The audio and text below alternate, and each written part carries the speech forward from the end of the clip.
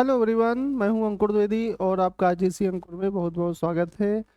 आज का हमारा सब्जेक्ट रहेगा मैथ का। हमारी एक विजय पथ सीरीज चल रही है, उसका आज चौथा पार्ट है। और ज़्यादा देर न करते हुए हम लोग डायरेक्ट अपने क्वेश्चंस पर आते हैं। चलिए स्टार्ट करते हैं। हमारा पहला क्वेश्चन है 5 अंकों की वह सबसे छोटी संख्या कौन सी है जिसे 7 से विभाजित करने पर 6 शेषफल बचता है। तो इस सवाल को लगाने के लिए सबसे पहले हमें पता होना चाहिए कि 5 अंकों की सबसे छोटी संख्या कौन सी है जो कि 7 से विभाजित हो रही है। सबसे पहले तो हमें ये जानना चाहिए। प्रोसेस से चलते हैं, आराम से लगाएंगे। 5 अंकों की पहले हम सबसे छोटी संख्या लिखेंगे। ये हमारी 5 अंकों की सबसे छोटी संख्या है। इसको हम 7 से डिवाइड करेंगे। 3 हुआ, 30 हुआ, ये हम जल्दी जल्दी कर लेंगे। ठीक है। 7 चौको 28, तो बचा 20 हुआ, 7 दूना 14, 6 बचा, 7 हुआ, 7 अट्ठे 56, 4 शेष बच रहा है। तो इसका मतलब ये हुआ कि संख्या जो रहेगी, पहले तो हम 7 में 4 घटाएंगे, कितना आएगा? 3 आ जाएगा। तो इसका मतलब ये हुआ कि संख्या जो रहेगी वो हम 5 अंकों की सबसे छोटी संख्या में 3 जोड़ देंगे तो संख्या जो रहेगी वो 10,003 है। ठीक है। 10,003 वह संख्या है जो कि 5 अंकों की सबसे छोटी है और 7 से विभाजित हो रही है। ठीक है। हमने यहाँ पे घटाया क्यों? आप ये समझिए। यहाँ पर समझना क्या है, 10,000 को हमने 7 से भाग दिया तो 4 शेष बचा। 4 शेष बचा तो इसका मतलब ये हुआ कि यदि ये 4 ना होता तो संख्या जरूर डिवाइड हो जाती। मतलब चार, ये 10,000 संख्या 4 अधिक ना होती तो 7 से डिवाइड हो जाती। ठीक है। तो हमने क्या किया, उसमें 4 कम कर दिया। 10,000 में 4 कम किया तो कितना आया? 9,996। ठीक है। अब 9,996 के बाद जो जस्ट अगली वाली संख्या होगी तो इसका मतलब 7 अधिक वाली संख्या होगी, तो हमने उसमें 7 एक प्रकार से जोड़ दिया है। 7 में 4 घटा के 3, तो 10,003 हमारी संख्या आ गई। अब 6 शेष बचना चाहिए। क्लियर? 6 शेष बचना चाहिए। तो अब हम 10,003 में जब छः जोड़ देंगे तो इकाई पे 9 आ जाएगा, तो आंसर हमारा हो जाएगा 10,009। क्लियर? बात समझ में आई आपको? 10,009 आंसर हमारा आ जाएगा। ओके, चलिए आगे बढ़ते हैं। हमारा अगला क्वेश्चन √54 × 125 अंडर रूट का है। सब कुछ अंडर रूट में है। एक तरीका होता है कि अगर सब कुछ अंडर रूट में है तो हम अंडर रूट ना भी माने तो दिक्कत नहीं आएगी, लेकिन फिलहाल देखते हैं। √54 को हम कैसे लिख सकते हैं? √54 को लिख सकते हैं हम, √54 को लिख सकते हैं 9 × 6 लिख सकते हैं। ठीक है। और हम इसको लिख सकते हैं, 125 को लिख सकते हैं 25 × 5 लिख सकते हैं। बटा 24 को कैसे लिख सकते हैं? 24 को लिख सकते हैं 4 × 6 45 को कैसे लिख सकते हैं? 9 × 5। No issue. ठीक है। अब हम यहाँ पे देखेंगे, √9 × 6 लिखा हुआ है। √9 × 6 लिखा हुआ है तो 9 का वर्गमूल क्या होगा? 3 होगा। तो यहाँ पे हो जाएगा 3 √6 गुणा, इसमें 25 का वर्गमूल निकल आएगा तो 5 √5 हो जाएगा। बटा ये हो जाएगा 2 √6 गुणा 3 √5। अब आप ध्यान दीजिएगा, 3 √6 का मतलब हुआ, बेसिक से चलेंगे हम लोग। 3 √6 का मतलब हुआ 3 गुणा √6। ठीक है। तो यहाँ पे हम देख सकते हैं 2 √6, ये 6, √6 कट जाएगा, √5 कट जाएगा, और 3 कट जाएगा। तो यहाँ पे आ जाएगा 5/2। इसको दशमलव में बदलेंगे तो कितना आ जाएगा? 2.5। हमारा आंसर सी हो जाएगा। ठीक है। एक सवाल मैं दिखा रहा हूँ आपको। जैसे लिखा हो √200 अंडर रूट 200 का मतलब होता है कि हम इसको लिख सकते हैं 100 गुणा 2। 100 गुणा 2 का मतलब हुआ, अब हम 100 का वर्गमूल निकाल सकते हैं, ये हो जाएगा 10। 2 का वर्गमूल निकलेगा नहीं तो हम यहाँ पे 10 अंडर रूट 2 लिख सकते हैं। क्लियर? चलिए आगे बढ़ते हैं। बेहद अच्छा सवाल। एक रस्सी को 3 अलग अलग भागों में विभाजित किया गया है। पहला भाग पूरी लंबाई का 1/5 है। दूसरा भाग पहले भाग का 3/2 है। तीसरे भाग की लंबाई ज्ञात कीजिए। एक रस्सी को 3 अलग अलग भागों में विभाजित किया गया है। पहला भाग पूरी लंबाई का 1/, पूरी लंबाई मान लेते हैं x मीटर। कितना मान लेते हैं? x metre. पूरी लंबाई का 1/5 है, तो इसको हम लिख लेते हैं पहला भाग। पहला भाग कितना हो जाएगा? पूरी लंबाई का 1/5, तो मतलब x इंटू 1/5।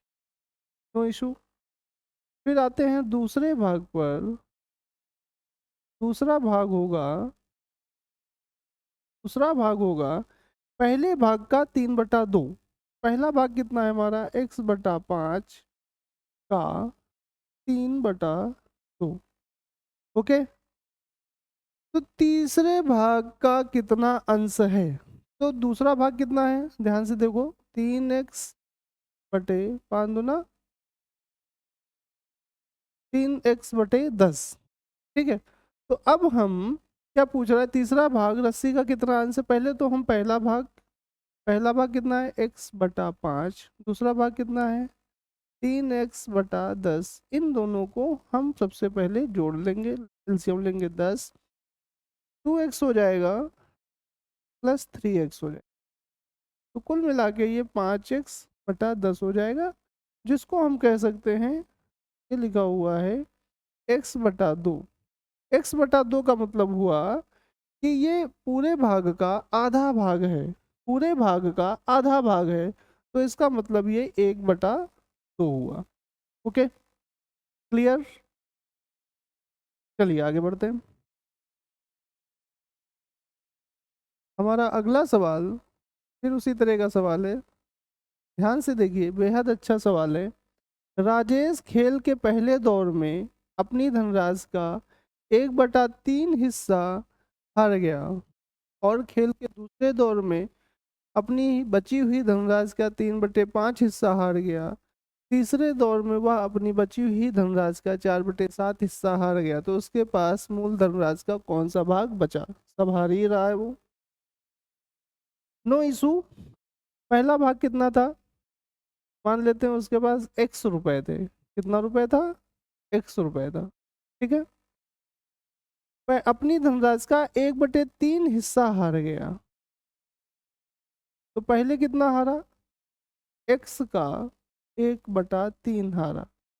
ठीक है। ध्यान देना, पूरा भाग अगर हम एक मान लें, तो अगर एक भाग में 1/3 हार गया है, तो एक में अगर हम 1/3 घटा देंगे तो हमारा आएगा शेष धनराशि 2/3। ओके।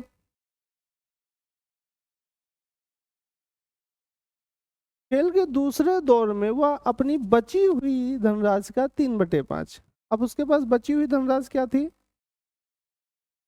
बची हुई धनराशि थी x का 2/3। इसका वो हार गया, 3/5 भाग हार गया। ठीक है। मतलब वो हार गया कुल मिलाकर 2/5। x का मतलब 2x/5 वो हार गया। ठीक है। 2x/5 भाग वो हार गया। क्लियर? अब तीसरे दौर में बची हुई धनराशि का 4/7। अब पता लगाते हैं कि बची हुई धनराशि क्या है। तो पहले उसने x/3 हारा, फिर वो हारा 2x/5। पहले हम इनको जोड़ लेते हैं, आएगा 15, ये हो जाएगा 5x, ये हो जाएगा 6x, मिला के 11x/15, तो वो हार गया। बचा कितना, x में 11x/15 हम घटाएंगे तो आपको ये आना चाहिए, तो इसका आंसर हो जाएगा 4x/15। तो 4x/15 राशि हमारे पास या राजेश के पास बची हुई थी, जिसका वो 4/7 हार गया, 4/7 इसका भी हार गया। तो मतलब कितना हारा, 4 × 16x/105, इतना तो वो हार ही गया। बचा कितना था, 4x/15। ठीक है, अब 4x/15 में जो हारा है 16x/105 वो हम घटा देंगे, लासा भगवान की कृपा से 105 आ जाएगा। ये 7 × 28 हो जाएगा, 28x माइनस ये 16x रहेगा। तो 16 में इतना गया तो 28 में 16 गया तो कितना आ जाएगा, 14/14x/105। 7 से इसको काटेंगे तो 2 आ जाएगा, 2/15 आ जाएगा। तो 2 बटा कहाँ गया, क्या ऑप्शन हो जाएगा, 14x/105। 7×2 = 14, 2x, 7×3 = 7, 3 7 × 35, 2/15 भाग बचेगा। इसमें ऑप्शन नहीं है, देख लेते हैं। 28 में 16 गया तो सॉरी 12 बचता है, 28 में जब 16 जाता है तो कितना बचता है, 12। कितना बचेगा, 12x/105। 3 से काटेंगे तो 4 आ जाएगा, यहाँ 35 आ जाएगा। तो 4x/35 बचेगा, मतलब ये x का कौन सा भाग है, 4/35। तो हमारा आंसर हो जाएगा C नंबर। क्लियर। बेहद कठिन सवाल था, बहुत ही आराम से लगाने इस तरह के सवाल, और जल्दबाजी करेंगे तो कहीं ना कहीं धोखा खाएंगे। चलिए आगे बढ़ते हैं। 36.1/102.4 का वर्गमूल क्या होगा। आसान सा सवाल है, आप यहाँ पर देख सकते हैं। आप यहाँ पर देखिए, आपको दिखेगा कि दशमलव के जो स्थान हैं वो बराबर हैं। तो हम दशमलव को काट देते हैं। 361 का वर्गमूल होता है 19 और 1024 का वर्गमूल होता है 32। हमारा आंसर आ जाएगा 19/32। ओके, चलिए अब ये सवाल देखिए।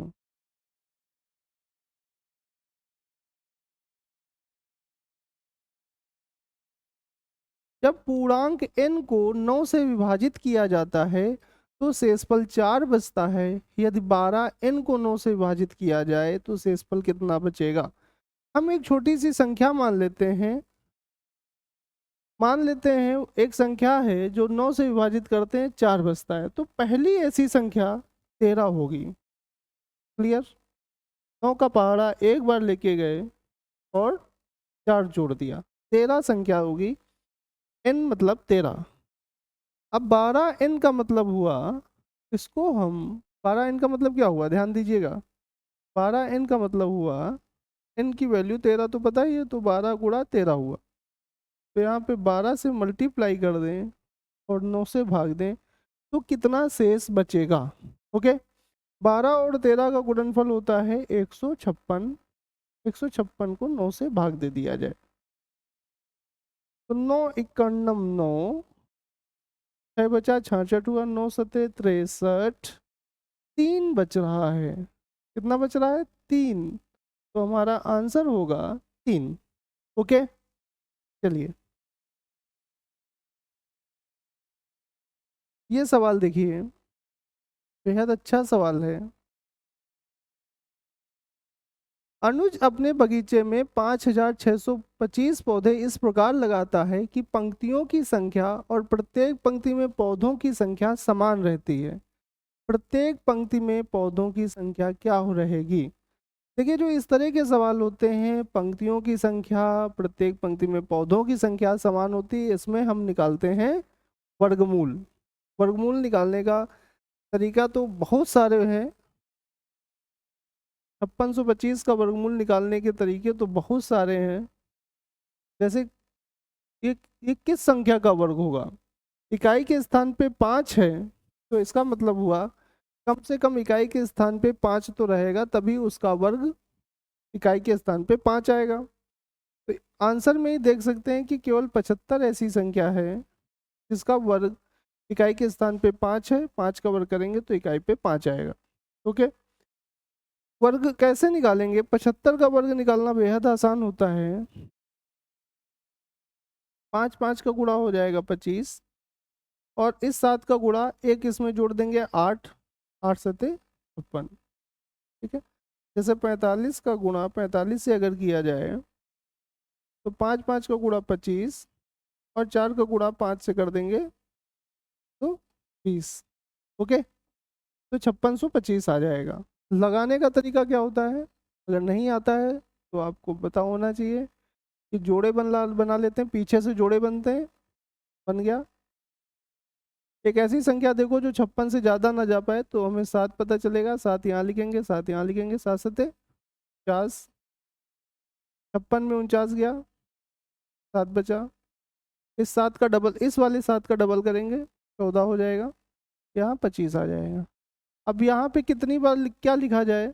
तो यहाँ पे 5 लिखेंगे, यहाँ पे 5 लिखेंगे। इस 5 का गुणा इस 55 25, 5 को भी 2 22, 5 के नम 5 2 7, घटा देंगे, कट गया। ये हमारा आंसर आ गया 75। ओके, चलिए आगे बढ़ते हैं। बेहद अच्छा सवाल। पानी का एक ड्रम 3/5 भरा हुआ है। जब इसमें 9 लीटर पानी निकाला जाता है तो 1/2 भरा रह जाता है। जाहिर सी बात है 3/4 से 1/2 बचा है। कितना भाग निकाला गया? सबसे पहले हम ये पता करते हैं। 3/4 में हम 1/2 घटा देंगे। पूरा भाग 1 माना था हमने, ठीक है। 3 1/4 भाग निकाला गया। 1/4 का मतलब होता है पूरे भाग का चौथाई हिस्सा निकाला गया। 1/4 का मतलब क्या हुआ? पूरे भाग का चौथाई हिस्सा निकाला गया। तो 9 लीटर पानी भरा हुआ 9 लीटर पानी निकाला गया, तो इसका मतलब हुआ चौथाई भाग निकाला गया। तो 9 को 4 से मल्टीप्लाई कर देंगे, 9 चौको 36 लीटर हमारा आंसर आ जाएगा। अब 1/4 का मान जो है वो है 9 लीटर। क्लियर? तो पूरे का मान, एक का मान बताना है। तो आपको पता ही है चूंकि के नियम से, चूंकि इसलिए 9/1 गुणे 4 गुणे 1 करेंगे तो 36 लीटर आ जाएगा आंसर हमारा। ओके, चलिए आगे बढ़ते हैं।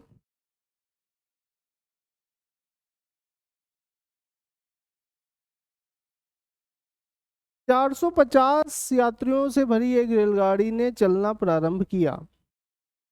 पहले स्टॉप में उसमें से 1/9 यात्री नीचे उतरे, 20 नए चढ़े। दूसरे स्टॉप पर उस समय मौजूद यात्रियों का 1/6 नीचे उतरे और 19 नए चढ़े। तीसरे स्टॉप पर रेलगाड़ियों में यात्रियों की संख्या कितनी थी? पहले तो हम 450 का 1/9 निकाल लेंगे, कितना आ जाएगा? 50। 450 में 50 तो तो उतर गए ना, तो बचे 400। फिर 20 नए चढ़े, 20 इसमें जोड़ दिए, कितना हो गया? 420। यार ये पहले स्टॉप की कहानी खत्म हुई। दूसरे स्टॉप पे आते हैं। दूसरे स्टॉप पर 1/6 यात्री उतरते हैं। इसका 1/6 निकालते हैं, आता है 70। अब 420 में हम 70 घटा देंगे, आ जाएगा 350। और 19 नए चढ़े, 350 में 19 जोड़ देंगे तो आ जाएगा 369। तो हमारा आंसर हो जाएगा ए, 369। ओके, समझ में आया? पहले चढ़े, पहले उतरे, फिर चढ़े, फिर उतरे, फिर चढ़े, 369। ओके, चलिए आगे बढ़ते हैं। हमारा अगला सवाल बेहद अच्छा सवाल। इस सवाल को लगाने का तरीका होता है, हम इधर से स्टार्ट करते हैं। ओके, आप देख सकते हैं कि जी है, ये क्या लिखा हुआ है √36, तो इसका मतलब ये लिखा हुआ है 6 और ये लिखा हुआ है 19। अब 19 और 6 को जोड़ेंगे तो यहाँ पे आ जाएगा, यहाँ पे टोटल आ जाएगा 25। ठीक है, 88 का 25 से मल्टीप्लाई हो रहा है, 88 का यहाँ पे कितना आ जाएगा, 25 आ जाएगा। ठीक है, 25 का वर्गमूल निकालेंगे तो कितना आ जाएगा, 5 आ जाएगा। तो यहाँ पे क्या लिखा हुआ है, ध्यान दीजिएगा, 185 प्लस 88 गुणा 5। ठीक है, कुछ लंबा हो रहा है लेकिन घबराने का नहीं। 88 पंचे कितना होता है, 440, उसमें 185 जोड़िए, 5 8 4 12 2 4 1 5 1 6, वेरी गुड, 625 आ गया।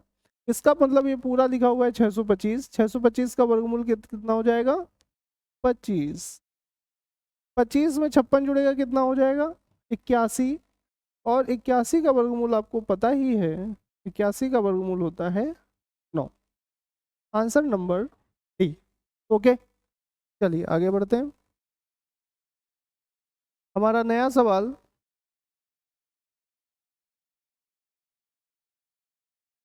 इसको हम ऑप्शन से लगाएंगे। ओके, दो अंकों की संख्या के अंकों का योग 9 है। यदि अंकों के क्रम को उलट दिया जाए और नई संख्या में 9 जोड़ा जाए तो नई संख्या मूल संख्या के 3 गुने के बराबर हो जाती है, तो संख्या ज्ञात कीजिए। ओके, क्या लिखा हुआ है, मूल संख्या के 3 गुने के बराबर हो जाती है। मूल संख्या मतलब होता है जो पहले संख्या मानी गई थी, हम उसको कहेंगे ये मूल संख्या है। ओके, और जब उसके अंकों को पलट दिया जाता है तो जो भी संख्या बनेगी वो नई संख्या बनेगी। ओके, तो अगर हम यहाँ पे 54 ले लें, एक बात और, सवाल को पढ़ के आप ये समझ सकते हैं, नई संख्या मूल संख्या के 3 गुने के बराबर हो जाती है, मतलब नई संख्या जो बनेगी वो मूल संख्या से बड़ी होगी। ठीक है, हम मान लेते हैं वो संख्या 54।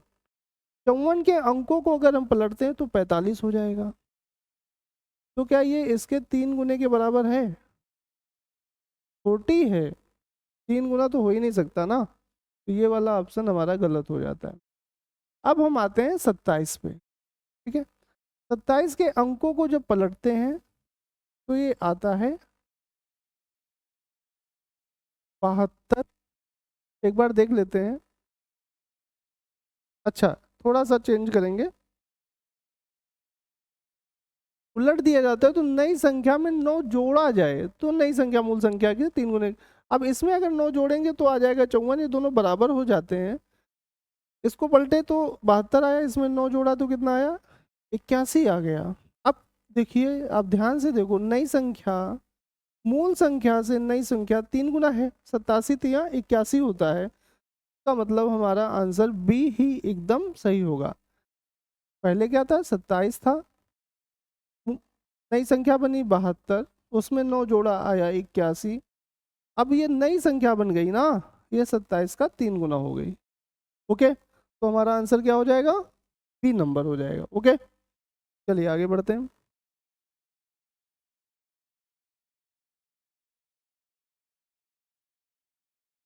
ऑप्शन से लगाएंगे, इस तरह के सवाल हम केवल ऑप्शन से लगाएंगे, नहीं तो समय लग तो जाएंगे एक्स मान के, लेकिन समय बर्बाद होगा। ऑप्शन से देखेंगे, देखते हैं। दो अंकों की संख्या के अंकों का योग 5 है, 4 1 5 3 2 5 3 2 5 4 1 5।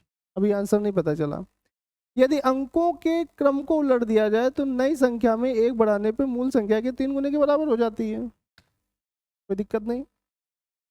अंकों को पलटा, 41 आया, 1 बढ़ाने पे 1 जोड़ा तो 42 आया, तो नई संख्या मूल संख्या के 3 गुने के बराबर हो गई। क्या बात है, पहला ही ऑप्शन फिट बैठ गया, 14 तिया 42। ओके, समझ में आया। चलिए आगे बढ़ते हैं, आते हैं हम अपने नए क्वेश्चन में। वह छोटी से छोटी संख्या ज्ञात कीजिए जिसे 588 से गुणा करने पे संख्या पूर्ण वर्ग हो जाए। जब ये इस तरह के सवाल होते हैं तो हम यूज करते हैं गुणनखंड विधि, अभाज्य गुणनखंड विधि यूज करते हैं। देख लीजिए कैसे यूज करते हैं। गुणनखंड निकालने के लिए या वर्गमूल निकालने के लिए हम जोड़े बनाते हैं, तो इसमें जोड़े का बहुत ज़्यादा यूज रहेगा। 588 को सबसे पहले हम 2 से डिवाइड करेंगे। 2 दूना 4, 1 18, 2 9 18, 2 9 18, सॉरी गलत हो गया। 2 दूना 4, 1 18, 2 9 18, 2 चौको 18, फिर 2 से भाग दिया, 1 2 चौको 8, 2 सती 14। ठीक है, नो इशू। 7 से काटेंगे 21 आ जाएगा, 7 से काटेंगे 3 आ जाएगा, और 3 से काटेंगे 1 आ जाएगा। बस हमें यहीं से आंसर हमें मिल गया। अगर पूछा जाए किस संख्या से गुणा करें कि पूर्ण वर्ग हो जाए और किस संख्या से भाग कर दें कि पूर्ण वर्ग हो जाए, तो हमारा उत्तर सेम रहता है केवल वर्ग वाले क्वेश्चनों में। तो यहाँ पर देखिए 2 का जोड़ा बन रहा है, 7 का बन रहा है, 3 का जोड़ा नहीं बन रहा है, या हम कह सकते हैं 1 3 कम पड़ रहा है, तो इसी 3 से गुणा कर दें। ठीक है, या फिर इससे भाग करें, तो इस ये 3 हटाने के लिए हमको 3 से भाग देना पड़ेगा, तो सेम आंसर रहता है। गुणा करने में और भाग करने में हमारा आंसर सेम आता है।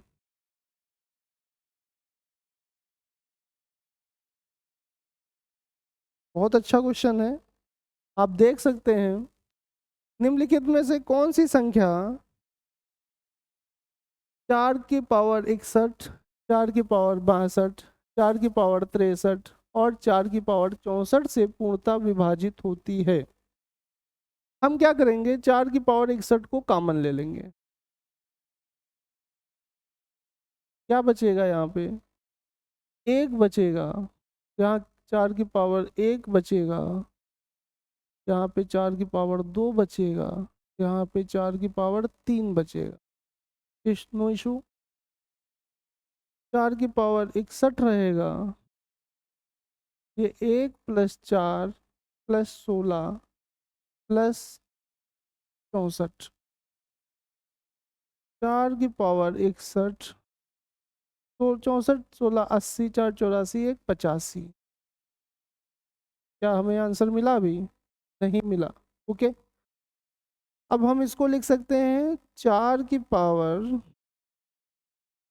60 गुणा 4 गुणा 85। क्या अब आंसर मिल रहा है कुछ?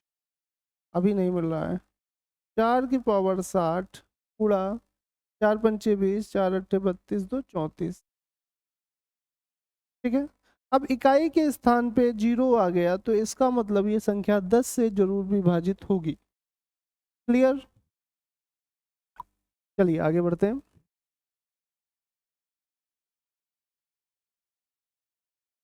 हमारा अगला सवाल बेहद अच्छा क्वेश्चन है।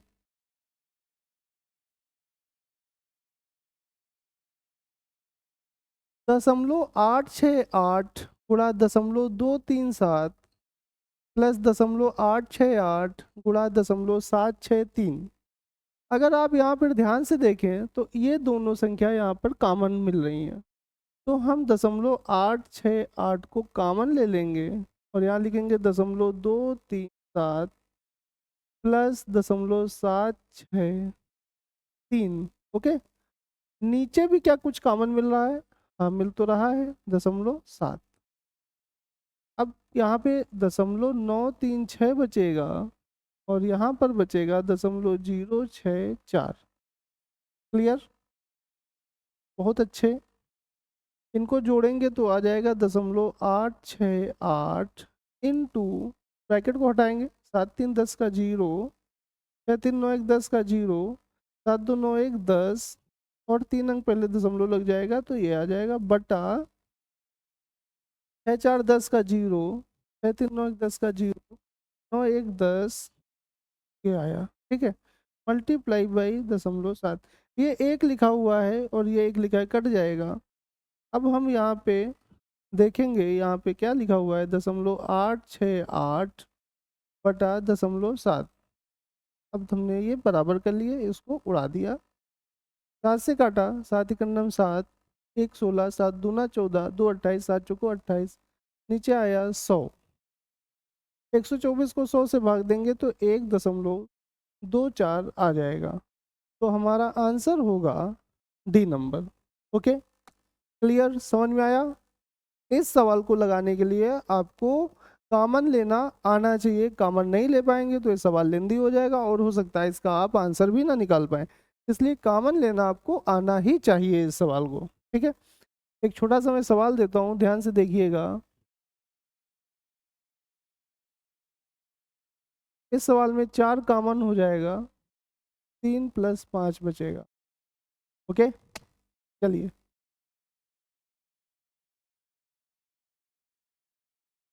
बेहद अच्छा क्वेश्चन है।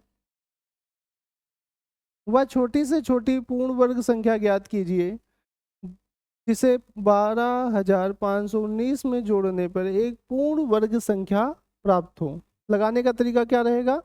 भाग विधि रहेगी और ये सवाल भाग विधि से ही लगेगा। ओके, तो हम यहाँ पे लिखेंगे 12,519, ये वाली विधि भाग विधि कहलाती है। दो दो के जोड़े बनते हैं, आखिरी का एक का नहीं बन रहा तो एक लिख लिए, एक में सिंगल लगाया, एक और एक का गुणा होगा, एक आएगा, कट गया, माइनस हुआ ना। अब इस एक का डबल किया तो आया, यहाँ पे 25 उतारा। ठीक है, ध्यान दीजिएगा, क्या कह रहा है? जोड़ना है ना। अब यहाँ पे हम लिखेंगे, कितना लिख दें कि 25 हो जाए, 25 से कम रहे तो यहाँ पे एक लिखेंगे। अब इस एक का गुणा 21 से करेंगे तो 21 आ जाएगा, यहाँ पे बचेगा 4, यहाँ पे हमने उतारा 19, 11 का दुगना किया 22, और यहाँ पे अब देखना, एक बात ध्यान देनी है, कुछ ऐसा लिखना है कि 419 से आगे चला जाए। ठीक है, फिर उल्टा घटाएंगे, वही हमारा आंसर हो जाएगा। तो हम यहाँ पे अगर 2 लिख दें, तो यहाँ पे लिख दें, तो 2 दूना 4, 2 दूना 4, 2 दूना 4, वेरी गुड, आगे चला गया। 444 में 19 घटाएंगे तो 14 में 9 गया 5, 3 में गया 2, 25, तो कितना जोड़ दें? 25। इस तरह के सवाल जो हैं आप जितने ज़्यादा लगाएंगे उतनी प्रैक्टिस होती जाएगी। इस तरह के सवाल का एक ही तरीका होता है कि आप जो है ये वाली विधि सीखिए, इसको भी कैसे भी करके इसको सीखिए, इसकी प्रैक्टिस करिए, ज़्यादा से ज़्यादा सवाल लगाइए, तब ये तरीका आपको समझ में आ जाएगा। ओके,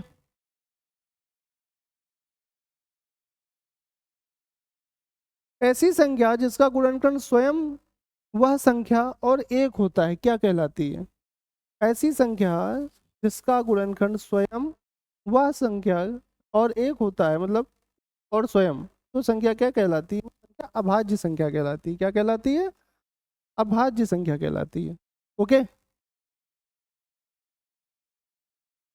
बहुत अच्छा क्वेश्चन है, ध्यान से देखिएगा।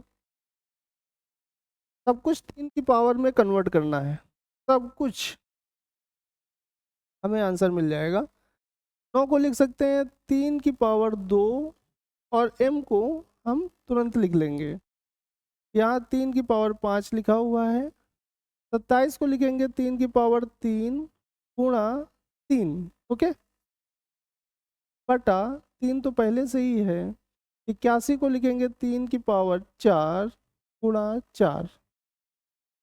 ठीक है, अब आपको दिख रहा होगा ये सवाल काफ़ी सरल है, बराबर 3 की पावर 9, 3 की पावर 2m इंटू, ये कितना लिखा हुआ है? 9 लिखा हुआ है, 9 और 3 की 5, 9 5 14, 3 की पावर 14, गुणे में घाते जुड़ जाती हैं, बटा 3 गुणा 3 की पावर, सॉरी, 3 की पावर 4 चुको 16। ये आप देख सकते हैं कितना लिखा हुआ है, ये 3 की पावर 1 है तो 3 की पावर 17 लिखा हुआ है। ठीक है, बराबर 3 की पावर 9। ओके, ये 3 की पावर 17 उधर जाएगा तो हम इसको लगाएंगे 3 की पावर 2m इंटू 3 की पावर 14 इज इक्वल टू 3 की पावर 9 इंटू 3 की पावर 17। अब ये 17 कहाँ से आ गया? 16 और एक 17 घाते जुड़ जाएंगी। ठीक है, 3, तो 3 की power 2m is equal to 3 की पावर 17 9 26। कोई दिक्कत नहीं? ये तो लिखना ही भूल गए। अब 3 की power 2m is equal to 3 की पावर 14 इधर भाग में चला जाएगा, भाग में घाते घट जाती हैं, तो 3 की पावर 26 माइनस 14। समझ रहे हैं आप? तो 3 की power 2m is equal to 3 की पावर 12। नो इशू, 3 3 बराबर है, इसका मतलब ये दोनों बराबर होंगे। 2 की पावर m, 2m बराबर 12, तो m बराबर 6। ओके, हमें आंसर मिल गया हमारा 6। समझ में आया? ये वाला हमने थोड़ा सा जल्दी कर दिया था, अब आप समझिए ये इधर भाग में जाएगा, 3 की पावर 26 अपान 3 की पावर 14, तो घाते जो होती भाग में घट जाती हैं, तो 3 की पावर 26 माइनस 14, यही हमने यहाँ पे फटाक से लिख दिया था। ओके, चलिए आगे बढ़ते हैं। 21/2.5 का दशमलव प्रसार के बाद समाप्त होता है, तो 31/2.5, पहले तो हम दशमलव उड़ाएंगे, जीरो बढ़ाएंगे, ठीक है। अब भाग देंगे, 25 इकन्नम 25, 6 बचा, 60 हुआ, 25 दूना 50, 10 बचा, नहीं जा रहा है, दशमलव खिलाया 100 हुआ, 25 को 100, तो 1 दशमलव स्थान तक जाता है। ओके, 12.4। क्लियर? चलिए आगे बढ़ते हैं। √8 प्लस √18 का मान ज्ञात कीजिए। देखिए, √8 को हम लिख सकते हैं 4 इंटू 2, क्लियर, प्लस 18 को हम लिख सकते हैं 9 इंटू 2। इसको हमने इस ढंग से तोड़ा है कि किसी एक संख्या का वर्गमूल आसानी से निकल आए। जैसे 4 का वर्गमूल आसानी से निकलता है, इधर 9 का वर्गमूल आसानी से निकलता है। तो यहाँ पे 4 का वर्गमूल होगा, तो इस 2 का निकलेगा नहीं, तो 2 √2 रहेगा। यहाँ पे 3 रहेगा और ये 3 √2 रहेगा। क्लियर? अब इसको जोड़ लेंगे, 3 2 5 √2। और आपकी सहूलियत के लिए बता दें, यहाँ पे √2 हम कॉमन भी ले सकते हैं, तो यहाँ पे बचेगा 2 + 3, तो हम कह सकते हैं ये 5 हो जाएगा। तो 5 हो जाएगा, तो √2 गुणा 5 हम लिख सकते हैं, √2 गुणा 5, इसको हम जनरली इस तरह लिख देते हैं, 5 √2। हमारा आंसर सी मिल जाएगा। तो ये आज की हमारी क्लास थी, जो कि समाप्त हुई। टोटल 20 क्वेश्चन थे, नंबर सिस्टम के सारे सवाल थे, और किसी ना किसी परीक्षा में पूछे गए थे, जो यूपी कांस्टेबल की एग्जाम के लिए बेहद इंपॉर्टेंट क्वेश्चन है। और आशा करते हैं वीडियो आपको पसंद आया होगा। पसंद आया तो लाइक, सब्सक्राइब और शेयर जरूर करिए। और आप जो है हमारा कोर्स ले सकते हैं GC अंकुर ऐप पर, जो कि प्ले स्टोर पर मिल जाएगा, और वहाँ से आप इसका और भी कंटेंट एक्सेस कर पाएंगे। धन्यवाद।